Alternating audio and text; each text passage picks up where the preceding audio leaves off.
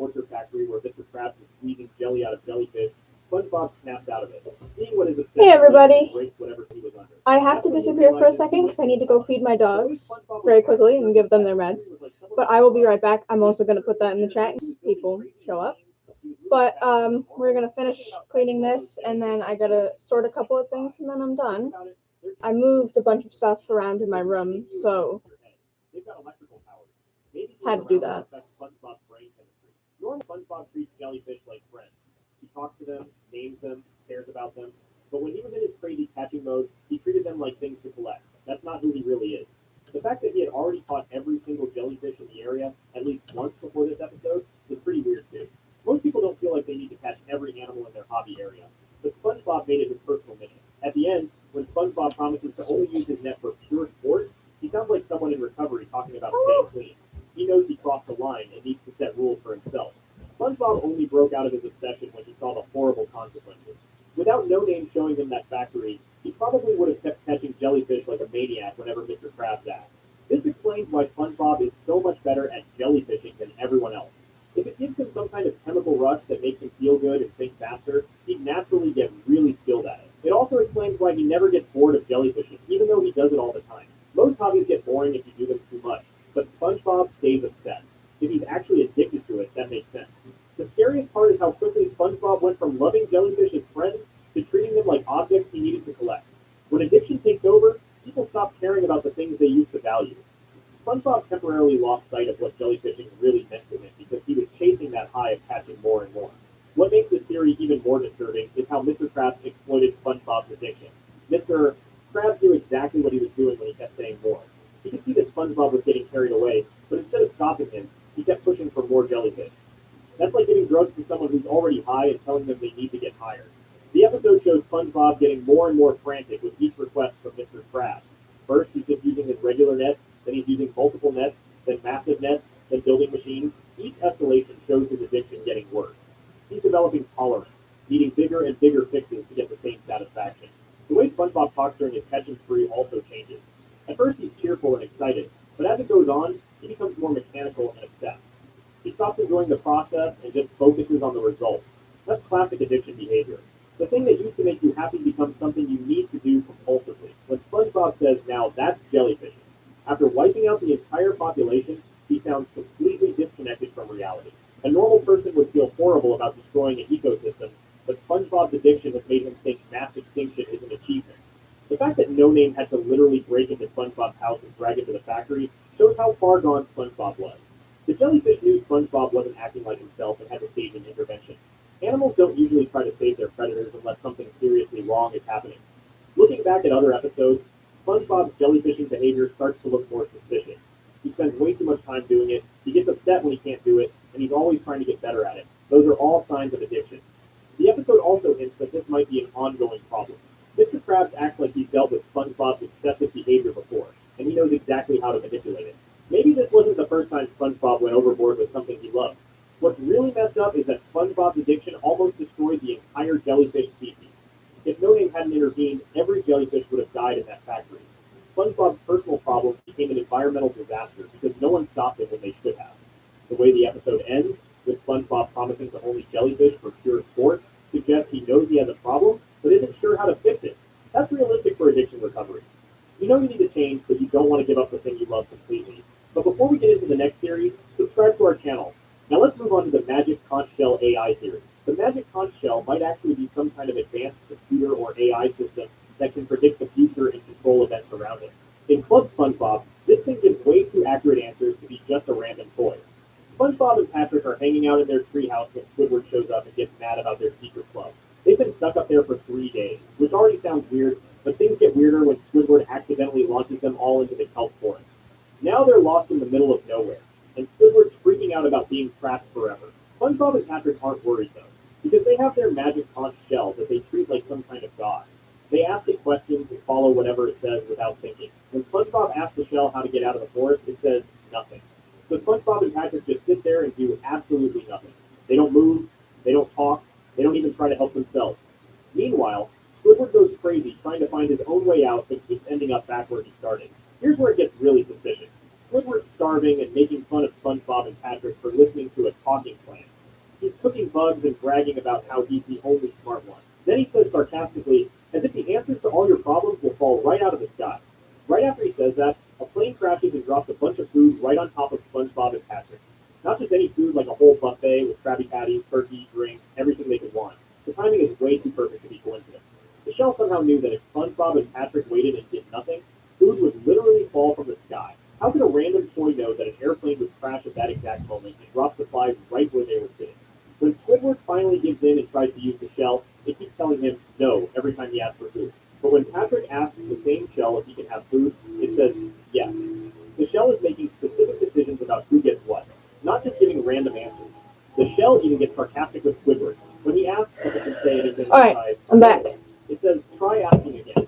So he asks again, hopefully, and the shell responds with this really mean no, like it's mocking him. Toys don't develop attitudes or personal grudges against specific people.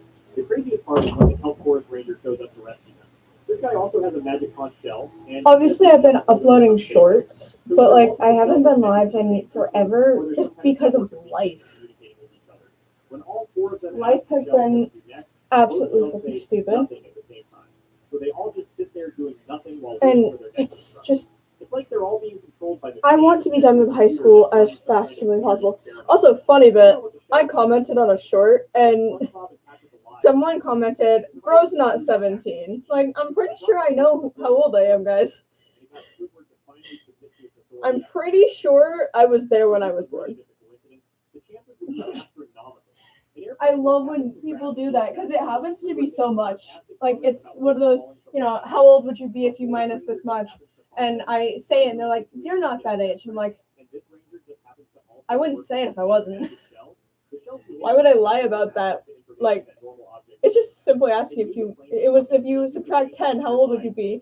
So I said 7, and someone with the most religious thing on their name ever comments, "Little bro isn't 17." Little bro? I'm preparing for moving out.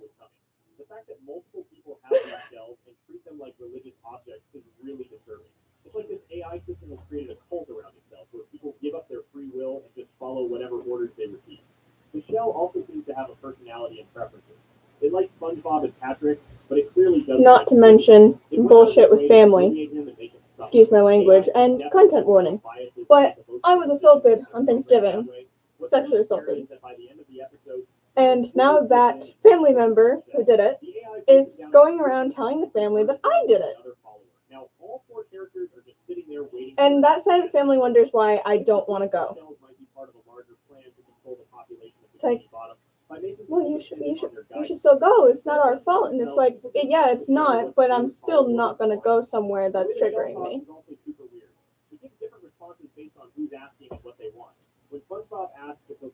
There's nothing I can do about it, and I've accepted that. That's a pretty thoughtful answer. Doesn't change the choices I am making in order to protect myself. It made sure SpongeBob and Patrick got fed, but it deliberately starved Squidward. The shell wanted to break Squidward's spirit and make him desperate enough to accept its authority. The timing of everything is just too perfect. The shell knows exactly when to give advice, exactly what to say, and exactly how events will play out. No toy can do that unless it has some way of predicting or controlling what happens next. Think about how the Forest Ranger found them. He said his shell told him to come rescue them. How did his shell know they needed help? How did it know where they were? Either these shells are connected to each other through some kind of network. So much of my life has been convincing people that I'm not the bad guy. I've never done anything to any of them, and they still don't believe me. And some of them do, but not all of them. I'm gonna be dead ass. Skeptical about everything, ends up joining their weird cult by the end. The episode shows us a future where people don't make their own decisions anymore. They just ask their magic shells what to do and follow orders without question. That's exactly what an AI takeover would look like, not robots with guns, but people willingly giving up their free will because they think the computers know that. Maybe the shells are testing different parts of the population to see how easy it is to control it. They start with gullible people like SpongeBob and Patrick, then gradually expand to more skeptical targets like Squidward and the Forest Ranger. The creatures that everyone does when they worship the shell are really creepy too. It's like they're performing some kind of ritual that reinforces their loyalty to the AI system. The more they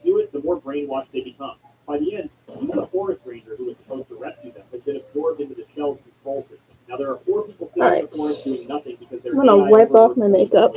Next up, we have the Frankendoodle reality creation series. The Magic Pencil and Frankendoodle Listening to create something way TX2. more disturbing than most people realize. Actual living beings with their own consciousness and the ability to challenge who gets to exist. SpongeBob and Patrick are hanging out on the beach when this pencil falls from some artist on the surface. The guy accidentally drops it into the ocean, and it lands between them while they're playing with bubbles. They think it's just a big pencil, but they're about to discover something that can literally bring drawings to life. SpongeBob tests it by drawing a jellyfish, and the thing immediately comes alive and swims away like a real creature. Then he draws a mustache on Patrick's face that floats off and lands on Squidward's head. Patrick tries drawing an ugly version of Squidward that also comes to life and walks around being creepy. They have to erase it because it's too disturbing. But then SpongeBob gets an idea for what he thinks will be the ultimate prank. He draws a copy of himself to mess with Squidward. The moment Doodlebob comes to life, everything goes wrong. Instead of being harmless, Doodlebob grabs Squidward and starts violently beating him up, slamming his head into the ground repeatedly. Doodlebob steals the magic pencil and runs off with it. Now there's this aggressive version of SpongeBob loose with the power to create. I have a face mask that I'm going to put on drawing holes to trap SpongeBob and Patrick while I'm cleaning. What makes this really unsettling is how Doodlebob communicates. He speaks in this gibberish that sounds like Meahoy Minaye and Mehoy Minoy. But when SpongeBob tries to erase it, Doodlebob clearly understands what's happening and tries to communicate something important, slowing down his speech like he's desperate to be understood. After SpongeBob erases most of him, one arm survives and sneaks into SpongeBob's house at night. The arm uses the pencil to redraw Doodlebob's entire body. When he confronts SpongeBob in his bedroom, he says something chilling. You doodle, me SpongeBob. He genuinely believes he's the real SpongeBob and that our SpongeBob is just a fake drawing. This reveals that Doodlebob has developed independent consciousness and his own sense of identity. He thinks he has more right to exist than the SpongeBob who created him. That's a level of self-awareness that goes way beyond simple animation. The pencil power is terrifying because it doesn't just create moving drawings. When Doodlebob gets it back, he starts erasing parts of SpongeBob's actual body, his nose, his butt, pieces of his house. The pencil treats both the original SpongeBob and the drawn version as equally real, equally erasable arrangements of matter. SpongeBob only wins by tricking Doodlebob into getting stuck on paper and trapping him in a book. But Doodlebob doesn't disappear or die. The episode shows him smiling inside the book, suggesting he's still conscious and just waiting. SpongeBob hangs the book on his wall, but there's still a thinking, feeling being trapped inside. This means everything drawn with the pencil becomes a complete living entity with thoughts and desires. That first jellyfish is probably still. I know I look stupid with these, but Patrick's mustache had enough independence to float around on its own. Even that ugly. I have sensitive skin and I've been breaking out, so the disturbing reality is that we're gonna moisturize it. creating conscious beings And I'm not breaking out because of like disposable toys rather than recognizing putting stuff on my face, because I barely ever do. But Doodlebob's ability to use the rather, it's mostly stress. proves these creations have problem-solving skills and can learn. He figures out how to sharpen the pencil with his mouth and develops complex strategies. He's thinking creatively, not just following programs. When he breaks the pencil in half during their fight, he immediately adapts by sharpening his teeth with his mouth. Okay, real quick, can we agree on something? So I was joking with my parents that I'm bad at spelling, because I am. Pretty sure I'm dyslexic. This is sliding off my face. But I was just innocently joking, right? And they went, yeah, that's why you only made it to round 2 of the spelling bee. There was 3 rounds. It was elementary school. There's 3 rounds to it. And you had to win a round to move on, and each class sent 1 person. Or 2 people. There's 2 winners. I was one of the winners. Obviously, me being me and being really poor at spelling, I was so happy when I won that first round and made it to the second round. Didn't make it through the second round because I mix my A's and E's and my I's and E's. But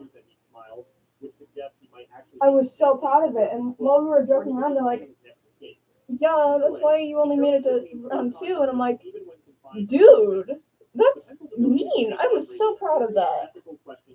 Alexa, set a timer for 12 minutes. 12 minutes, starting now. Like, that was an accomplishment for me. And they're like, well, I wasn't being mean. I was just stating something, and we were joking. I'm like, there's a difference between joking and making a joke out of something that I was truly proud of. I don't care if I'm almost a grown-ass adult. Like, you don't take something I'm proud of and turn it into a joke. You don't. It sneaks around SpongeBob's house, uses the bathroom, and I'm gonna eventually put this redraws on the somewhere entire like body. this This separate. suggests that consciousness created by the pencil can't be truly destroyed, only transformed or relocated. The episode ends with the pencil being sent back to the surface world, where the artist immediately breaks it. Maybe the pencil's power is simply too dangerous for anyone to use responsibly. Even professional artists can't handle the ethical implications of creating conscious life. The French narrator jokes about the artist needing a pencil sharpener, but the real joke might be that some tools are too powerful for mortal beings. Just keep to wield. sliding down my The face. most disturbing thought is that every drawing they made in a race might still be conscious somewhere, trapped in whatever form they were left in. Each erasure could be considered a form of murder or imprisonment of a thinking being. Okay, we're done with SpongeBob and that. Patrick probably We're created done? dozens of conscious entities during their experiments, and most of them got destroyed without any consideration for their rights or feelings. The magic pencil represents power that nobody should have the ability to create life without understanding the responsibility that comes with it. I'm gonna rebrush my hair once I'm done with this too. Traumatizing every entity they accidentally bring into existence. They're playing God without any moral framework or. The only problem with having really textured curly hair is if you don't brush it every day, it will mat within a day. And it did. And it really hurt to get it out, but had to brush it out. After all, I'm also charging my Apple Watch too. And creates just like the original. Who's to say which version deserves to exist more? Up next is the SpongeBob kicking sponge pollution theory. There's this wild theory that SpongeBob isn't actually a sea sponge at all. He's a kicking sponge that represents human pollution, and model sponge basically proves this by showing how naturally he fits into his true role as a cleaning tool. SpongeBob's having a normal day cleaning the Krusty Krab when he overhears Mr. Krabs on the phone talking about letting the little guy go. SpongeBob immediately thinks Mr. Krabs is talking about firing him because he's shorter than Squidward. He starts measuring himself against Squidward and panicking about losing his job, but he completely misses the part where Mr. Krabs reveals he's actually talking about his pet Scallop. SpongeBob gets so worked up that he quits and storms out, thinking he's been fired. He goes home crying and tells Gary he's lost everything. Patrick shows up to borrow SpongeBob's refrigerator and gives him advice about finding a new job by sitting around drinking drinkable sausage and watching TV. SpongeBob decides to look through job ads instead. SpongeBob tries a bunch of different jobs but fails at all of them. He works as a bank teller but keeps making the money into Krabby Patty shapes with his spatula. He tries being a carpenter but builds houses that look like hamburgers instead of actual houses. Every job he attempts, he can't help but do fry cook stuff because that's all he knows. Then SpongeBob sees a billboard advertising auditions for a sponge model and thinks this might be perfect for him. He and Patrick go to the TV station where SpongeBob auditions by singing terribly off-key. The casting director says he's horrible and has no talent, but gives him the part anyway because the role specifically calls for a real sponge. SpongeBob gets all excited thinking he's going to be a TV star. He puts on sunglasses, signs autographs, and tells reporters he's the new face of television. He goes home feeling like he's made it big and even snubs Mr. Krabs on the street, saying he won't forget the people who helped him on his way up. But when SpongeBob shows up for filming the next day, he discovers the horrible truth. The director has him stripped naked, and it turns out he is the product being advertised. SpongeBob gets used as an actual cleaning sponge to scrub dirty bathroom fixtures while Hans' hand moves it around. The commercial shows SpongeBob being used to clean sinks and showers while getting covered in grime and filth. He's screaming and groaning the whole time as he absorbs all the nasty stuff. The final straw comes when they try to use him to clean a toilet. SpongeBob refuses and quits on the spot, saying he's not cut out for acting. SpongeBob realizes he's actually a fry cook, and that's what he's always been. He runs back to the Krusty Krab and begs Mr. Krabs for his job back. Mr. Krabs is confused, but agrees to rehire him with the condition that he also cleans the restaurant's toilet, which SpongeBob happily accepts. The episode ends with SpongeBob happily mopping toilets while Hans sits on one reading a newspaper, basically doing the exact same job he rejected at the TV station. What makes this theory so convincing? I want my quarters separate, that's why I'm doing this. Role as a kitchen sponge. He doesn't need any training or instruction. He instinctively knows how to absorb liquids and scrub surfaces. The commercial doesn't require him to act because he is what they're advertising. He's literally the perfect kitchen sponge. The fact that SpongeBob gets cast specifically because he's a real sponge suggests there's something fundamentally different about him compared to other sea creatures. Real sea sponges don't look square and yellow like SpongeBob does. Kitchen sponges do. We got this for Christmas. Matches cleaning products that humans use, not natural ocean life. SpongeBob's square shape, yellow color, and porous texture are exactly what you'd expect from manufactured cleaning supplies. His holes aren't natural sponge pores. They're designed for maximum absorption, like industrial sponging. His uniform brown pants even look like the rough, scrubbing side of kitchen sponging. The theory suggests that SpongeBob represents human waste and pollution that's been dumped into the ocean. Instead of being a natural part of the underwater ecosystem, he's artificial trash that somehow gains consciousness. This would explain why he doesn't behave like other sea creatures, and why he's so obsessed with human activities like fry cooking. What's really disturbing is how naturally SpongeBob accepts being used as a cleaning tool.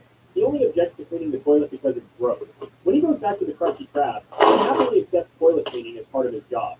He's basically returned to his original purpose as a cleaning implement. The episode shows that SpongeBob's true nature is to be a tool for cleaning up messes, which fits perfectly with the pollution theory. He's literally designed to absorb filth and grime, just like the kitchen sponges that humans throw away and replace.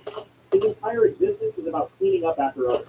This theory reframes SpongeBob's optimism as something artificial rather than natural. Kitchen sponges don't have feelings or personalities, but if pollution gains consciousness, it might try to be as positive as possible to make up for being unwanted trash.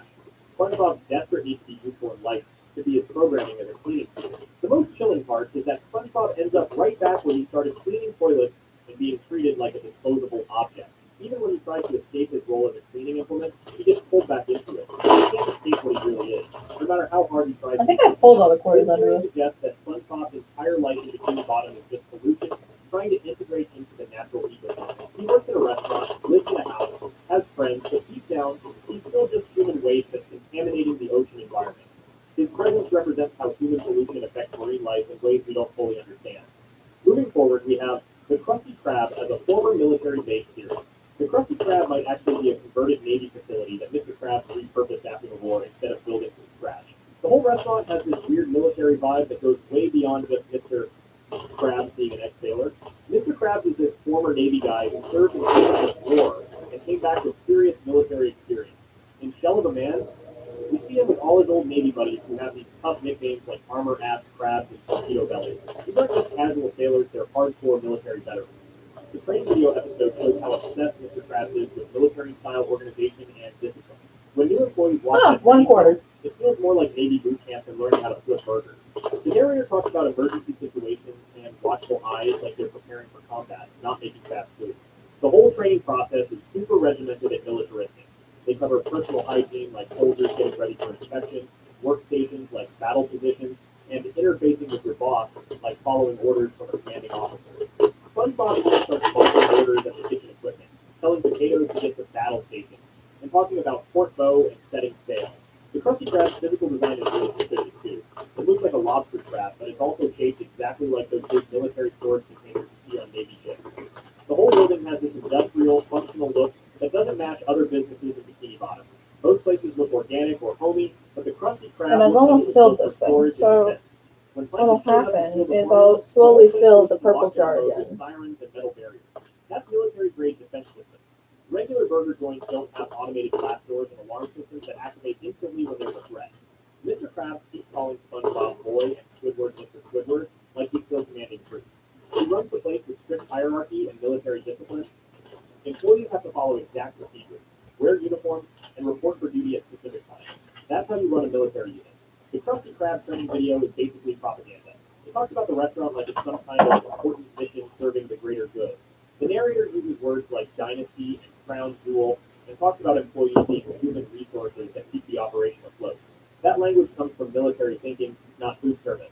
When Mr. Krabs talks about getting the building, he says he bought a bankrupt retirement home and made minor alterations. But what if that retirement home was actually a Navy Alexa, facility that got shut stop down after timer. the war? Mr. 12 minutes Krabs could later, have bought cancel. surplus military property and converted it into a restaurant. The whole poop system sounds like military code. People order our patties with the kind of acronym that soldiers love using. Mr. Krabs probably adapted Navy communication systems for restaurant use because that's what he knows how to do. Everything has to have a code name or system. The way Mr. Krabs talks about the formula being stolen also sounds military. He treats the Krabby Patty recipe like classified information that enemies are trying to steal. In his mind, Plankton is an enemy operative trying to steal military secrets. SpongeBob's extreme loyalty and dedication make more sense if he's basically been brainwashed through military-style training. The way he talks about the Krusty Krab like it's his sacred duty to serve suggests he's been conditioned to think like a soldier following orders. He even salutes and says, "Aye, aye, sir," all the time. The restaurant's location between SpongeBob and Squidward's houses could be strategic positioning. If it was originally a Navy outpost, it would make sense to put it in a central location where it could monitor the surrounding area. Mr. Krabs might have chosen his employees based on how close they live to his old military base. All the weird equipment and advanced technology that Mr. Krabs shows off in the training video could be leftover Navy gear that he's repurposed for cooking. The The automated money handling system and liquid transfer machine might actually be military equipment that he's using for restaurant purposes, because he already knew how to operate it. The fact that Mr. Krabs is so paranoid about security and constantly worried about theft suggests he's thinking like someone protecting a military installation, not running a normal business. He's got the mindset of a soldier guarding important assets, which makes sense if the building used to house actual military supplies. Look at how he reacts when there's any kind of emergency or threat. He immediately goes into command mode, starts barking orders, and treats everything like a military operation. Most restaurant owners would just call the police, but Mr. Krabs acts like he's defending a strategic outpost from enemy forces. The way the training video talks about Plankton as this constant threat also feels military. They don't just call him a competitor, they treat him like a foreign spy who's always trying to infiltrate their operation. That's the kind of thinking you get when you're used to actual warfare, where enemies really are trying to steal your secrets and sabotage your mission. Even the way Mr. Krabs hoards money makes more sense if you think about it as military supply management. In the Navy, you have to carefully track and protect all your resources because you might be cut off from resupply for months. Mr. Krabs probably learned to be super protective of assets during his military service. The next theory we have is that Mrs. Puff's boating school is really just a containment facility to stop SpongeBob from ever driving. Don't forget to subscribe to our channel. Mrs. Puff's boating school might actually be a containment facility designed to keep SpongeBob from ever getting his license and unleashing chaos on Bikini Bottom's roads. He's trying to make sure he never passes. SpongeBob has been taking driving lessons at Mrs. Puff's school for years and has failed his driving test dozens of times. In boating school, he mentions he's taken it 38 times already. Never forget, like, to take some of the stuff left and put it on your neck. And destroying entire buildings during his test. Mrs. Puff knows exactly what happens when SpongeBob gets behind the wheel. Every single test turns into a disaster movie with property damage, injuries, and complete mayhem. She's seen it happen over and over again, yet she keeps letting him come back to try again instead of just banning him permanently. During SpongeBob's driving tests, he consistently causes massive destruction. He crashes into lighthouses, destroys school buildings, creates nuclear explosions, drives through buildings, and causes multi-car pileups. In doing time, his driving rampage leads to him crashing into a retirement home and covering everyone in fruit punch, which gets Mrs. Puff arrested. Mrs. Puff is absolutely terrified every time SpongeBob gets in the driver's seat. She straps herself in tight, puts on protective gear, and basically prepares for war. She knows what's coming, but she lets it happen anyway. If she was really trying to help him pass, she would change her teaching methods after the first few disasters.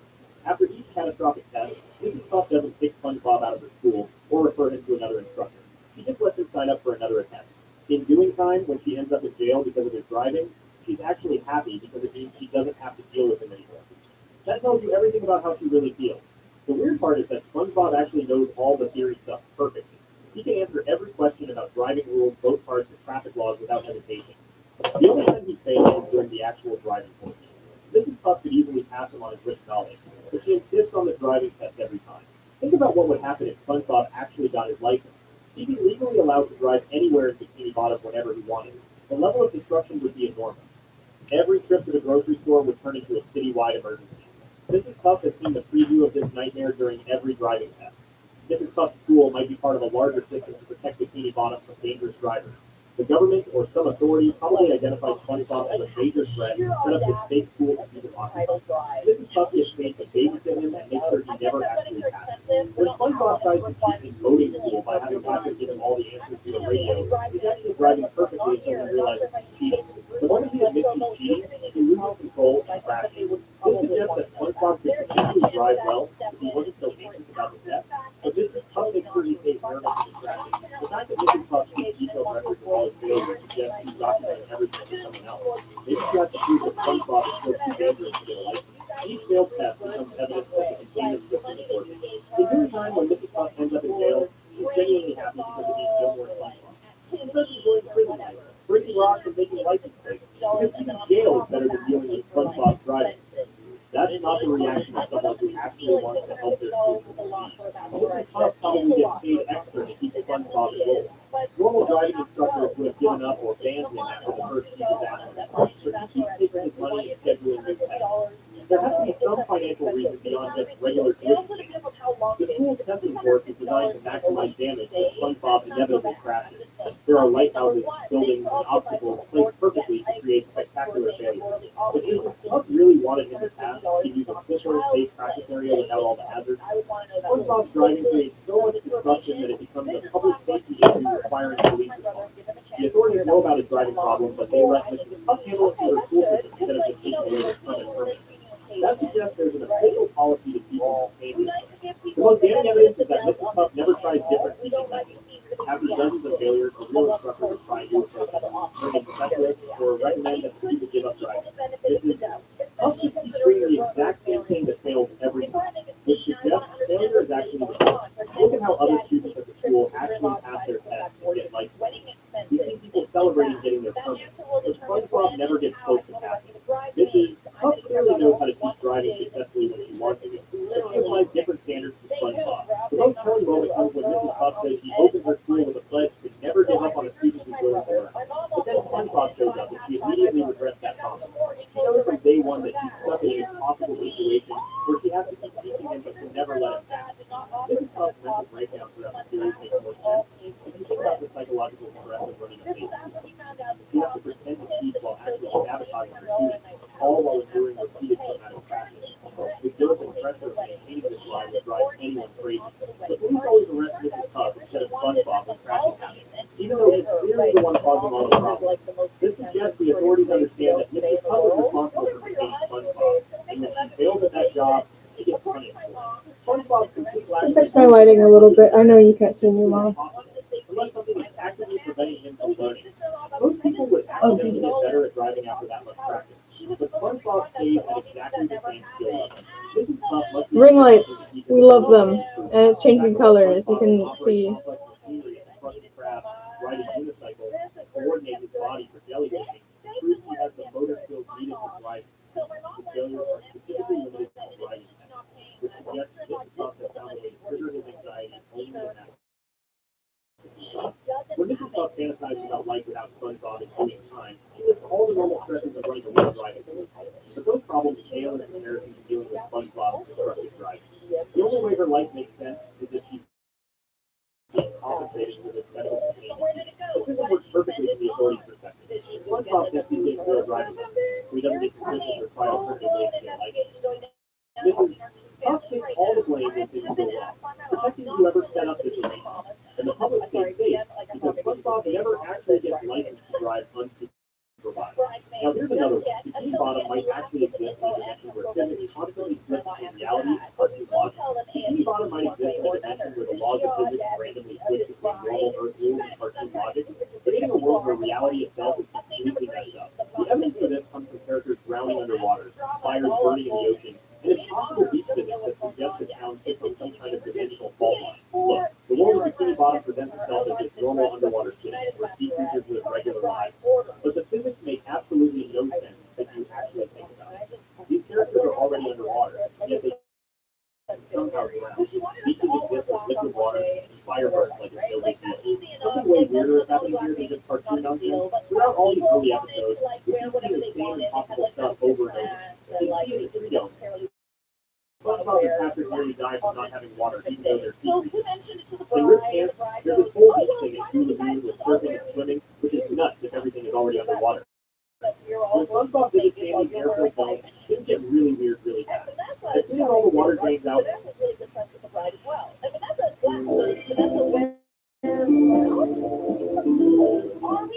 here's a Harbor Freight story.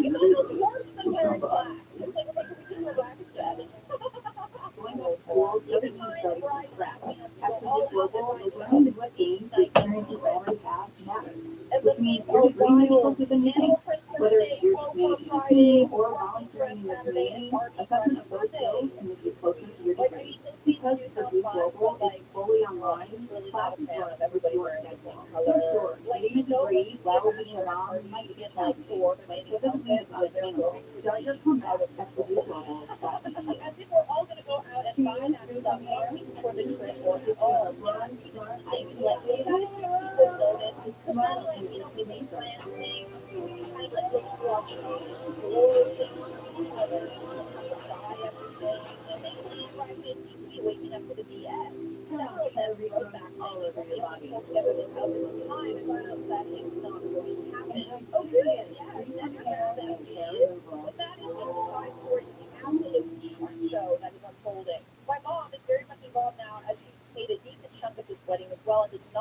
SpongeBob starts dying. His body shrivels up like a raisin. barely move. He's clearly suffocating without water to breathe. But hold on, he's a sea sponge. Shouldn't he be fine in air? The guy literally starts gasping and wheezing like he's drowning. Except he's drowning in air instead of water. His flowers wilt, his body gets all wrinkled, and he's desperately trying to get to any sort of moisture he can find.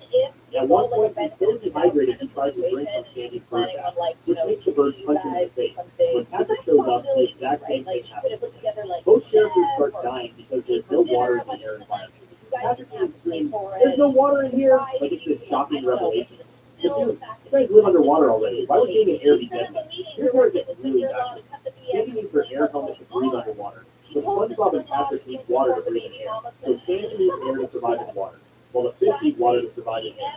The physics are completely flipped around and make zero sense for an underwater city. The weirdest part is how SpongeBob keeps lying about loving air. He tells Sandy, "Air is my middle name, and I love air, air is good," while he's literally dying from breathing it. He's trying so hard to impress her that he's willing to suffocate rather than admit he needs water. In Muscle Bob Buck's hands, we get this whole beach scene of Blue Lagoon that breaks every rule of underwater physics. Characters are lifting weights, playing volleyball, and getting sunburned. Wait, sunburn underwater? How does that even work? One fish actually complains about forgetting sunscreen and shows off his bright red sunburn. Sunlight can't penetrate deep enough into the ocean to cause burn. And if these characters are really underwater, there shouldn't be direct sunlight hitting them. Yet the show treats this like it's totally normal. The beach setup is completely insane when you think about it. There's sand, there are beach chairs, people are sunbathing underwater. Larry the Lobster is acting like a lifeguard at an underwater beach, which makes no sense because everyone should already know how to swim if they live in water. Characters are surfing on waves that somehow exist inside the ocean.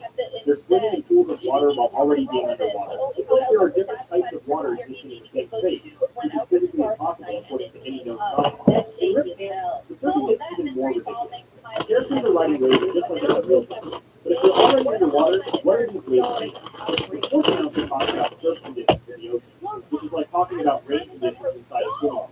SpongeBob falls off his surfboard and gets washed up on the beach, even though he's already in the ocean. How do you wash up on a beach that's underwater? The whole thing plays out like a normal beach rescue, except everyone involved should already be in their natural water environment. The fire examples will blow your mind. In Karate Chopper, SpongeBob and Sandy are chopping up fruit for sandwiches and using what looks like hot sauce that actually steams and burns. There are actual flames and heat effects happening underwater, which should be impossible. Throughout the series, characters use campfires, light candles, and cook with stoves that have real fire. In some episodes, there are explosive fires that burn just like they would on land.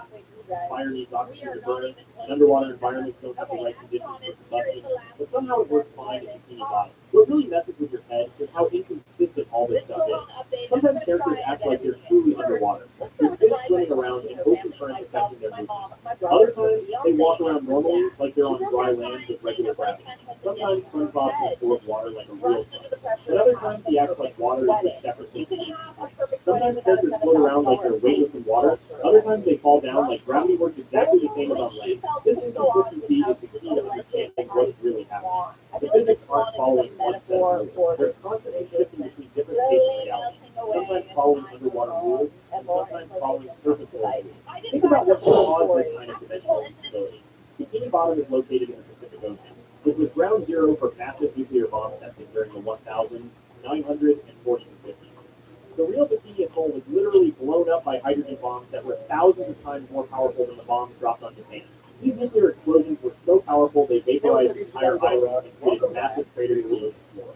With bombs that strong, Trying to get my eyes clear. I put eyeliner in my waterline a lot of the time, so it takes a little extra to get it cleared up. And if my eyes water at all, well, self-explanatory.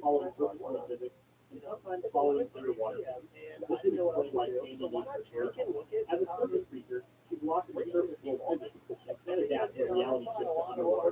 Her helmet provides a stable air environment that doesn't change while the dimensional physics around her start going crazy. The shifting physics might also explain why characters make such weird decisions sometimes. If reality is constantly changing around them, they might not always know which set of SpongeBob might think he can breathe air because reality is certainly 5 feet away, but then it shifts to underwater.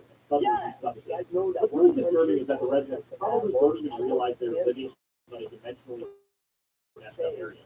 To them, the shifting physics would just seem like normal life. They've grown up in a world where fire sometimes burns underwater and sometimes they air to breathe, so they don't question it. But But living in this kind of unstable reality has to be taken a toll on everyone. The constant changes in the basic rules of existence could be incredibly stressful, even if you don't consciously realize what's happening. Characters might be developing psychological problems from never think a world is going to follow normal rules for 1 minute to the next. SpongeBob's extreme optimism and ability to bounce back from anything might actually be a defense mechanism against living in unstable reality.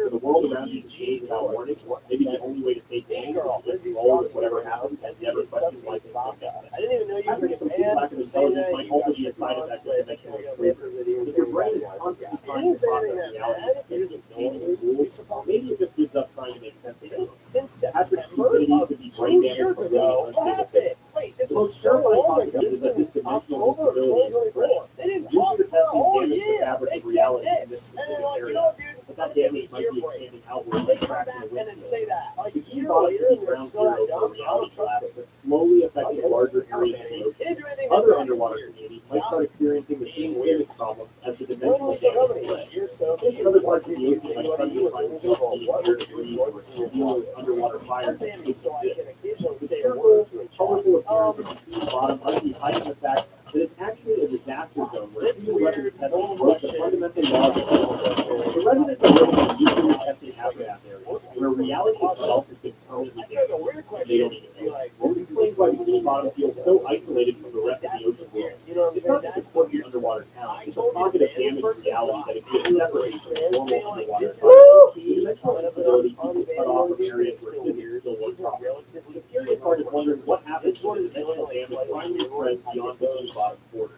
Will the entire ocean eventually become a Isn't it place how where weird you go reality with this randomly stuff? shifts It gets to a between point different where they states? just say, Could this what's kind the... of And I know some of you that I look a little dumb with this, but when you have hair that is textured, you have to do this.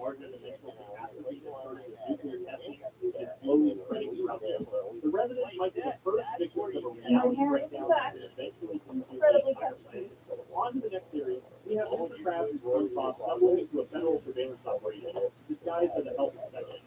The Nasty Potty episode might reveal the darkest government conspiracy in SpongeBob history, where Mr. Krabs and SpongeBob accidentally uncover a federal surveillance operation disguised as a routine health inspection. The episode starts on a dark, stormy night when a health inspector arrives at the Krusty Krab. Mr. Krabs immediately panics because he knows one health violation could shut down his restaurant forever. He tells SpongeBob to clean everything, take his underwear, because this inspection could ruin their entire business. The health inspector orders one of everything on the menu, which makes Mr. Krabs and SpongeBob think this is their chance to impress him. They stuff his mouth with every single item, crusted hot dogs, buttered particles, powdered breadfruit, fresh slush pudding, diet red tide, and fried sausage. The inspector eats everything and says he just needs to try a plain Krabby Patty to finish his inspection. SpongeBob and Mr. Krabs start celebrating because they think they're about to pass. But then a news bulletin comes on TV warning everyone about a fake health inspector who's been scanning restaurants for free food. Mr. Krabs realizes that he's been duped and absolutely furious about giving away free food to a con man. This is where things get really suspicious. Mr. Krabs decides to get revenge by making a nasty patty, a disgusting burger with volcano sauce, seahorse radish, toenail clippings, and they even drop it in the toilet and dry it with gym socks. They're both wearing clothespins on their noses because it smells so bad. When the fake inspector tries to eat the nasty patty, a fly gets stuck in his throat and he starts choking. He slips on condiment packets and bangs his head on the table, knocking himself unconscious. SpongeBob and Mr. Krabs are laughing and think the poison patty killed him. But here's where the conspiracy gets really obvious. Another news bulletin immediately comes on saying the fake inspector has been captured and shows his picture. The guy in the picture looks nothing like the inspector at the Krusty Krab. The news says if a health inspector comes to your restaurant and he's not the guy in the picture, then he's real. SpongeBob and Mr. Krabs realize they just poisoned a real health inspector and panic. They drag his unconscious body to a muddy hill to bury him. While SpongeBob is digging the grave, he accidentally hits the inspector with a rock, knocking him out again just as he was waking up. Two police officers suddenly show up with flashlights and catch them red-handed with shovels and a buried body. But instead of arresting them for obvious criminal activity, the cops just want Krabby Patties. They give Mr. Krabs and SpongeBob a ride back to the restaurant, while the inspector's body slides down the hill in the rain. The inspector ends up in the police car trunk with the muddy shovel. At the restaurant, SpongeBob tries to hide the body in a giant hat while the cops are inside eating. When one officer goes to get ice from the freezer, Mr. Krabs and SpongeBob completely break down and confess everything. Mr. Krabs screams that SpongeBob killed the health inspector, and they buried him and stuffed his body in the freezer. But when the officer opens the freezer, it's completely empty. The inspector has vanished without a trace. Then the inspector walks in perfectly fine, just wanting to give them their passing grade. The cops immediately attack him with an anchor and a barrel, calling him a zombie. But after beating him up, they realize he's just an ordinary health inspector and everything goes back to normal. The most suspicious part is how quickly everything gets covered up. SpongeBob and Mr. Krabs openly admit to attempted murder in front of 2 police officers, but there are 0 consequences. The inspector doesn't press charges, doesn't report the poisoning attempt, and doesn't even seem bothered that they tried to bury them alive. Think about how weird the timing is. The fake inspector news bulletin comes on at the exact moment they need to know the truth. The police show up right when they're burying the body, but only want food instead of investigating the obvious crime scene. The inspector mysteriously recovers from severe head trauma and toxic poisoning with no medical treatment. The theory suggests this whole thing was a setup to test Mr. Krabs' loyalty and criminal tendencies. The health inspector was actually an undercover federal agent monitoring the Krusty Krabs operations. The government has been watching Mr. Krabs because his restaurant makes suspicious amounts of money for a small burger joint. The fake inspector news story was deliberately timed to see how Mr. Krabs would react to being scammed. When he immediately decided to poison someone over free food, it confirmed the government's suspicions about his violent tendencies and willingness to commit murder for money. The police officers were part of the operation, which is why they didn't arrest anyone despite witnessing a confession to murder. The whole thing was designed to gather evidence about Mr. Krabs' criminal mindset while giving him plausible deniability through the misunderstanding cover story. The inspector's miraculous recovery and lack of legal consequences proved this was all planned. No real person could survive being poisoned, beaten with rocks, buried alive, and attacked with weapons without serious medical intervention. The fact that he just walks it off and hands out a passing grade shows this was his job all along. The episode ends with the French narrator calling everyone idiots, which might be a hint that viewers are supposed to see through the obvious cover-up story. The government successfully tested Mr.